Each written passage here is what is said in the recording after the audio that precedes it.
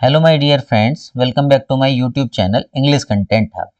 If you like my videos, please subscribe my channel, press the bell icon for notification and don't forget to share with your friends. तो friends, इससे पहले वाली video में मैंने कुछ आपको common error के क्वेश्चन कराए थे। उनमें मैंने जो है आपको 10 क्वेश्चंस कराए थे। ठीक है, तो आज हम क्या करेंगे, उन 10 से आगे चलेंगे। ठीक है, देखिए यहाँ पर जो है मैं आपको दिखा देता हूँ। ये वो क्वेश्चंस हैं। आप इसके लिए जो है मेरी पिछले वाली वीडियोस देख सकते हैं, उसमें मैंने जो है इनकी पूरी एक्सप्लेनेशन बताई है। ठीक है, तो उसमें मैंने 10 क्वेश्चंस तक कराए थे। आज मैं क्या करता हूँ, क्वेश्चन नंबर 11 से स्टार्ट करूंगा। तो आज हम कोशिश करेंगे, थोड़ा सा जो है वो वीडियो थोड़ी लंबी हो गई थी, आज कोशिश करेंगे कि हम इसको जल्दी से करेंगे। ठीक है, देखिए मैं क्वेश्चन नंबर 11 से स्टार्ट करता हूँ। इस क्वेश्चन में दिया हुआ है, more persons than one has been involved in this quarrel.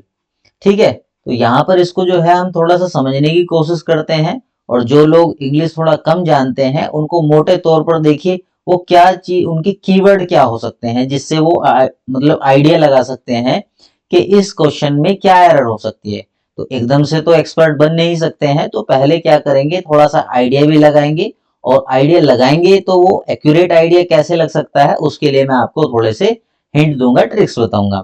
यहाँ पर देखिए मोर पर्सन्स का मतलब है कि वो एक व्यक्ति तो है नहीं। ठीक है, तो अब देखिए यहाँ पर जब ये एक व्यक्ति नहीं है, मतलब जो हमारा जो सब्जेक्ट है वो कैसा है, प्लूरल सब्जेक्ट है। प्लूरल सब्जेक्ट के लिए वर्ब कैसी होनी चाहिए, वर्ब भी हमारी क्या होनी चाहिए, प्लूरल ही होनी चाहिए। तो यहाँ पर अगर आप थोड़ा इसको ध्यान से देखेंगे तो ये वर्ब क्या है, हैज एक कैसी वर्ब है, सिंगुलर वर्ब है। ठीक है ना, ये जो है ये सिंगुलर सब्जेक्ट के ही साथ यूज होनी चाहिए थी। और यहाँ पर हमारा सब्जेक्ट कैसा है, मोर पर्सन्स देन वन, एक से ज्यादा लोग, है ना। इस क्वेश्चन में ये बोलना चाह रहा है कि एक से ज्यादा लोग इस झगड़े में शामिल हुए हैं। ठीक है ना, या फिर शामिल हैं। तो यहाँ पर एरर होगी हमारी, हैज को हटा करके हम क्या यहाँ पर कर देंगे, हैज को हटाएंगे और यहाँ पर हम लिख देंगे हैव। तो हमारा जो सेंटेंस सही हो जाएगा। और अगर हम बात करते हैं कि इसमें एरर किस पार्ट में है, तो इसके बी पार्ट में एरर बनेगी। ठीक है, मुझे उम्मीद है ये क्वेश्चन आपको समझ में आ चुका है। ठीक है, अब हम चलते हैं क्वेश्चन नंबर 12 की तरफ। इस क्वेश्चन में लिखा हुआ है, I met the two girl whom I believe are twin sisters। ठीक है, तो देखिए यहाँ पर क्या है, मैंने आज आपको बताया है कि मैं थोड़ा जल्दी से कराने की कोशिश करूंगा ताकि हमारी वीडियो लेंथी ना हो। देखिए इसको इस तरह के क्वेश्चन को सॉल्व करने के लिए मैं आपको एक ट्रिक बताना चाहूंगा। इसमें हम क्या देखते हैं कि सब्जेक्ट और वर्ब का पेयर कंप्लीट है या नहीं है। तो देखिए यहाँ पर आई मैट, यहाँ पर जो ये मैट वर्ब है इसका सब्जेक्ट हमें मिला हुआ है। I met the two girls, इसका मतलब है यहाँ पर हमें कोई एरर की गुंजाइश नहीं नजर आ रही है। ठीक है, तो देखिए और दूसरी हमारी वर्ब क्या है, बिलीव। बिलीव का सब्जेक्ट क्या है, ये सब्जेक्ट है, और ये क्या है, हमारी वर्ब है। तो यहाँ पर भी सब्जेक्ट और वर्ब का जो पेयर है वो कंप्लीट है। तो मैं आपको ये पूछना चाहूंगा कि ये जो आर वर्ब है इसका सब्जेक्ट क्या है। तो आप क्या कहेंगे कि इसका सब्जेक्ट, थोड़ा कंफ्यूज हो जाएंगे कि इसका सब्जेक्ट क्या है। तो है ना, आर ट्विन सिस्टर्स। तो आपको जो ये आर वर्ब है इसका सब्जेक्ट नहीं मिलेगा, तो इसका सब्जेक्ट पड़ा हुआ है जो मतलब मिलेगा वो मिलेगा यहाँ पर ये जो है हमारा होम, ये सब्जेक्टिव फॉर्म में तो है नहीं, ये कैसी फॉर्म में है, ये एक ऑब्जेक्टिव फॉर्म में है। तो इसका होम का सब्जेक्टिव फॉर्म क्या होगा, होम का सब्जेक्टिव फॉर्म होगा हु। तो अब हमारा जो है एरर पार्ट क्या बनेगा, इस हम हु को क्या चेंज कर देंगे, होम में चेंज कर देंगे, तो हमारा ये सेंटेंस सही हो जाएगा। लेकिन हमें यहाँ पर इंप्रूवमेंट तो करना नहीं है। मैं इसको क्या बता रहा हूं कि अगर आपको सेंटेंस में बोले कि इंप्रूवमेंट कीजिए, तो इंप्रूवमेंट क्या करेंगे, होम का यहाँ पर क्या कर देंगे, हु कर देंगे। ठीक है, लेकिन अब यहाँ पर क्या है, ये एरर पार्ट पूछता है, तो हमें क्या करना है, ऑप्शन नंबर बी जो है वो करेक्ट आंसर होगा। मतलब ऑप्शन नंबर बी में एरर है। वो क्या एरर है कि यहाँ पर हुम ना हो करके हु होना चाहिए था। ठीक है, तो वो एक सही सेंटेंस होता। अब हम चलते हैं क्वेश्चन नंबर 13 की तरफ। ये बड़ा ही जो है फेमस क्वेश्चन है, ये हमने बहुत बार सुना होगा, देखा होगा, है ना। ये ज्यादातर क्लासेस में भी पढ़ाया जाता है। तो देखिए इस क्वेश्चन में है क्या, he entered into his new house last Sunday. तो देखिए यहाँ पर क्या है, जो थोड़ी सी इंग्लिश पढ़ते हैं और जो जानते हैं, तो उन्होंने जो इंग्लिश जानते हैं उन्होंने तो ये जो है मैं बोल सकता हूं कि 90 टू 100% ये क्वेश्चन जरूर सुना होगा। ये बच्चों को भी पढ़ाया जाता है जब कोई 10th 11th और इस तरह की क्लासेस में होता है, और उससे छोटे बच्चों को भी बताया जाता है। तो इसमें क्या है कि कभी भी जब हम एंटर का इस्तेमाल करते हैं तो एंटर के साथ में इनटू प्रीपोजिशन का यूज हम नहीं करते हैं। तो यही हमारी इस क्वेश्चन में एरर है, बड़ी ही इसमें सिंपल एरर थी, ठीक है ना। तो हमें इसमें क्या याद रखना है कि एंटर के साथ इनटू का यूज इस्तेमाल हम नहीं करते हैं, हम यहाँ पर इस इनटू को हटा देंगे तो हमारा सेंटेंस हो जाएगा करेक्ट। तो अगर हम बात करते हैं कि इसके कौन से पार्ट में एरर है, तो इसके बी पार्ट में एरर है, ठीक है। अब हम क्या करते हैं, अब हम चलते हैं क्वेश्चन नंबर 14 की तरफ। देखिए क्वेश्चन नंबर 14 में क्या है, even many people carry an infection without showing it's symptoms, ठीक है ना। यहाँ पर ये बोलना चाहता है कि बहुत से लोग हैं उनको भी इन्फेक्शन होता है लेकिन उनके जो सिम्टम्स हैं वो दिखाई नहीं देते हैं, ठीक है। तो यहाँ पर जो है इसको अगर आप थोड़ा ध्यान देंगे तो यहाँ पर आपको क्या नजर आएगा कि ये जो इवन है ये थोड़ा बड़ा मतलब अजीब सा लग रहा है यहाँ पर, है ना। और इवन जो है सेंस नहीं बना पा रहा है इस सेंटेंस की। तो अब इसमें जो है इवन का कोई मतलब मीनिंग नहीं बन पा रहा है, तो हमें क्या लगेगा कि इसकी जगह क्या होना चाहिए। चलो हमें ये तो पता लगा कि इवन जो है सेंटेंस में सेंस नहीं बना पा रहा है, तो इसकी जगह होना क्या चाहिए था। तो मैं आपको बताना चाहूंगा कि इसकी जगह होना चाहिए था ऑफन। ऑफन का मतलब क्या है, अधिकांश, है ना, अधिकतर, है ना, अधिकतर या अधिकांश। हम बोलते हैं कि अधिकतर जो है, अधिकतर मैनी पीपल, अधिकांश क्या होता है, बहुत से। यहाँ पर सेंस क्या बनाएगा, अधिकांश बनाएगा।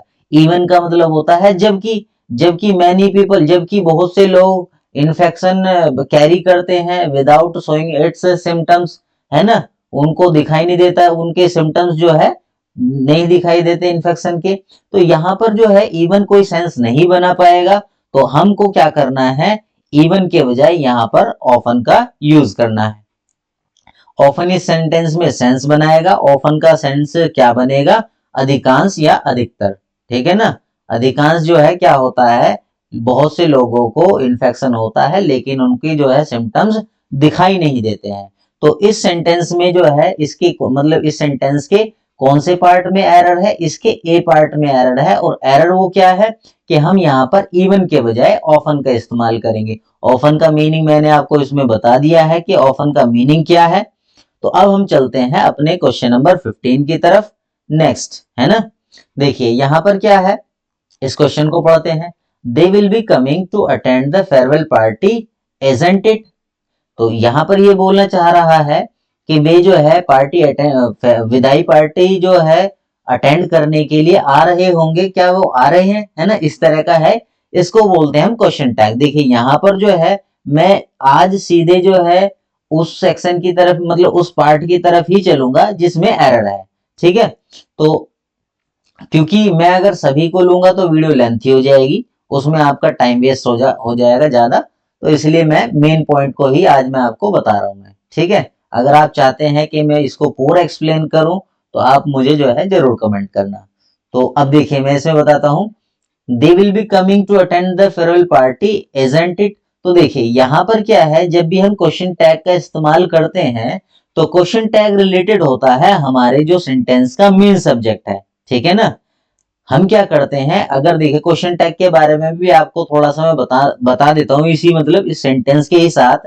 क्वेश्चन टैग में क्या होगा, अगर सेंटेंस हमारा जो है, देखिए क्या है, सेंटेंस अगर हमारा पॉजिटिव है, ठीक है ना, तो जो हमारा क्वेश्चन टैग होगा, क्वेश्चन टैग जो होगा, है ना, क्वेश्चन टैग होगा वो हमारा होगा नेगेटिव, ठीक है ना। देखिए सेंटेंस अगर पॉजिटिव है, क्या देखिए दे विल बी कमिंग, क्या ये नेगेटिव सेंटेंस है, नहीं है ना। पूरा सेंटेंस हमने देख लिया तो ये सेंटेंस नेगेटिव नहीं है। और यहाँ पर इसके लास्ट में क्या यूज कर दिया, इस सेंटेंस में क्वेश्चन टैग का इस्तेमाल कर दिया। इस तरह का जो है ये एक हल्का सा जो सवाल पूछते हैं इसको बोलते हैं, है ना। इस तरह की ये आवाज देता है। ठीक है, तो इसमें आपको लास्ट में क्वेश्चन टैग दिखा है। क्वेश्चन टैग यहाँ पर क्या है, जब इस सेंटेंस का सब्जेक्ट दे है तो क्वेश्चन टैग में हम सब्जेक्ट इट का कैसे इस्तेमाल कर सकते हैं। मतलब जो है ये जो इट है यहाँ पर क्या है, ये इररेलेवेंट है।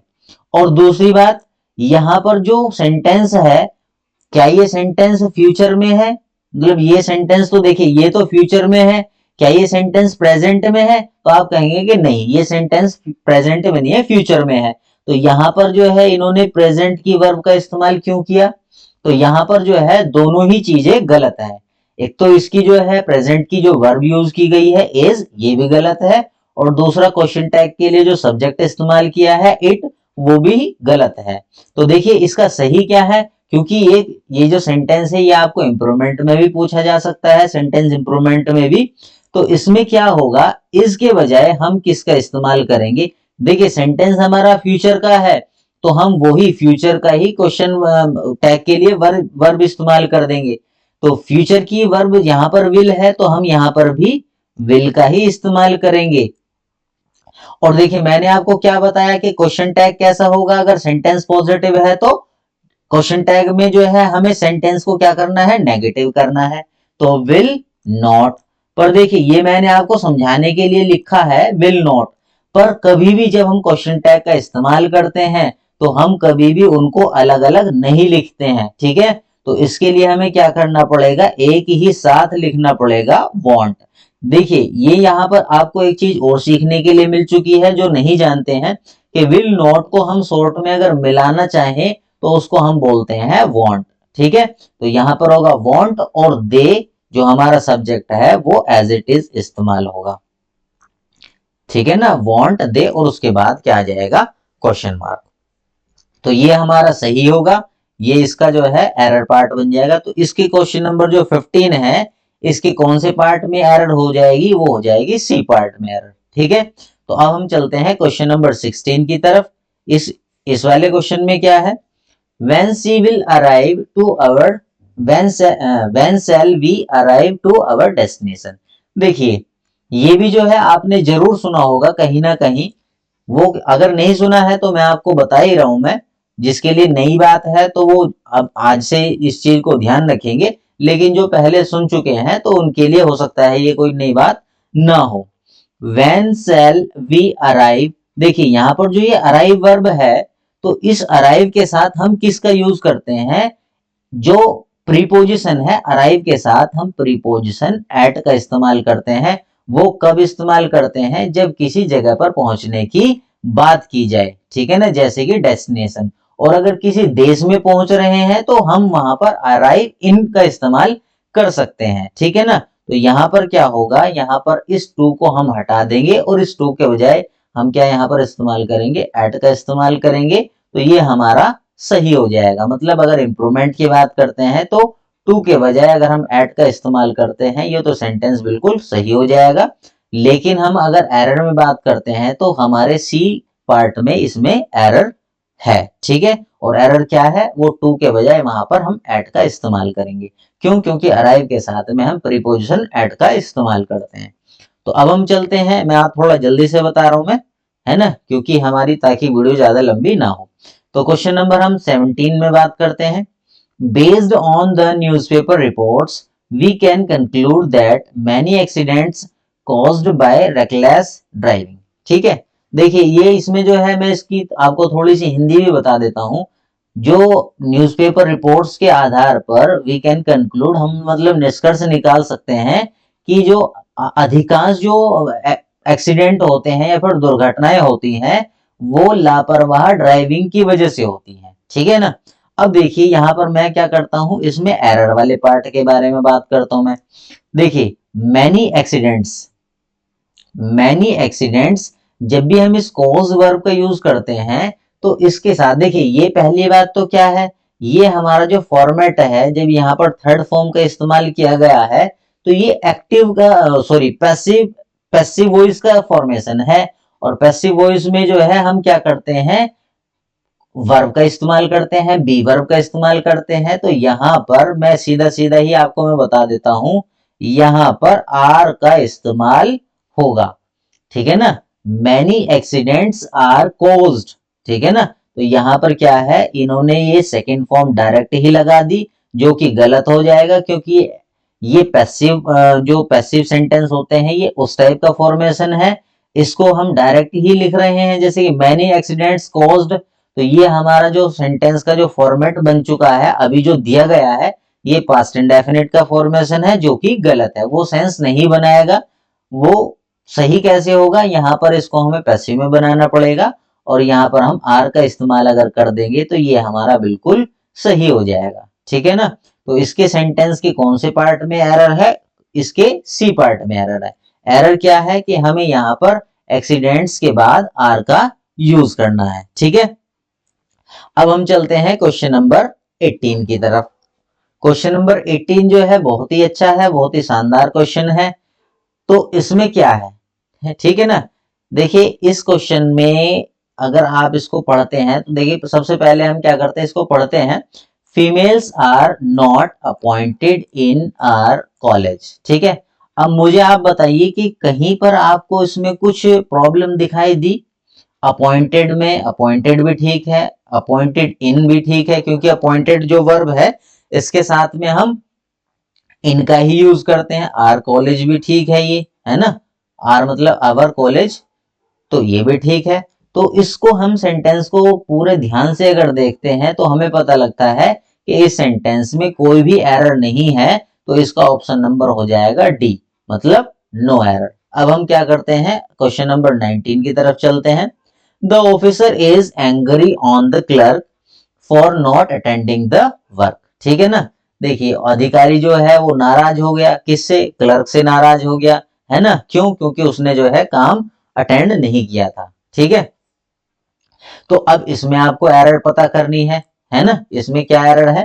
तो मैं आपको जो है ज्यादा समय नहीं लूंगा, मैं इसको जो है डायरेक्ट सीधा ही मैं बताऊंगा। देखिए क्या है इसमें जो लॉजिक है वो है प्रीपोजिशन का लॉजिक, ठीक।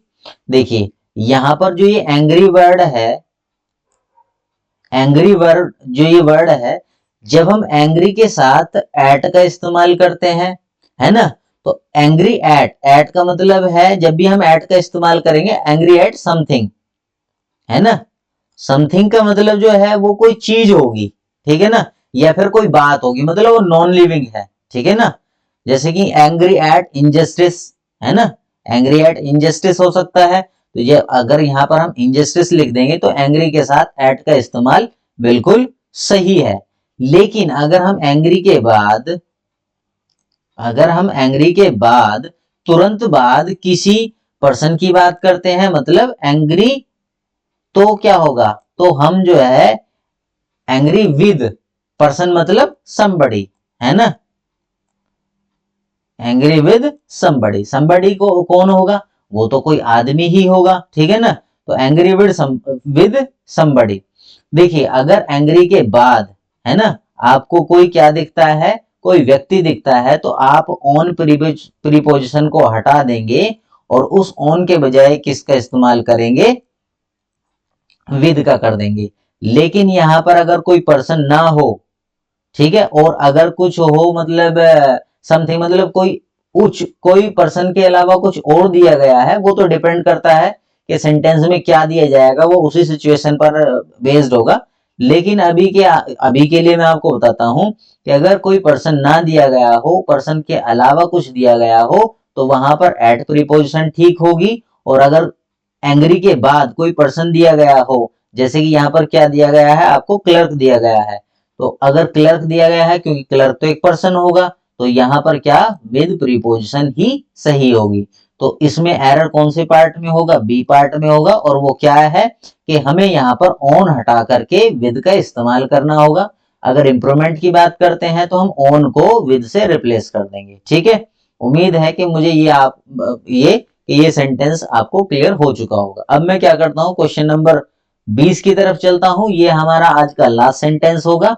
इसमें हम पढ़ते हैं, देखिए, no sooner I had spoken than he left, ठीक है ना।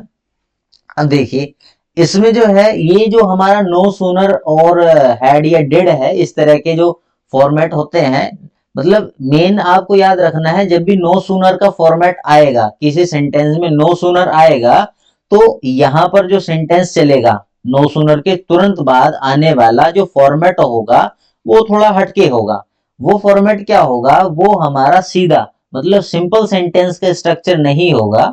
सिंपल सेंटेंस मतलब कि सब्जेक्ट और उसके बाद वर्ब, इस तरह का स्ट्रक्चर नहीं होगा। ये जो स्ट्रक्चर है ये क्या होगा, ये पलट जाएगा।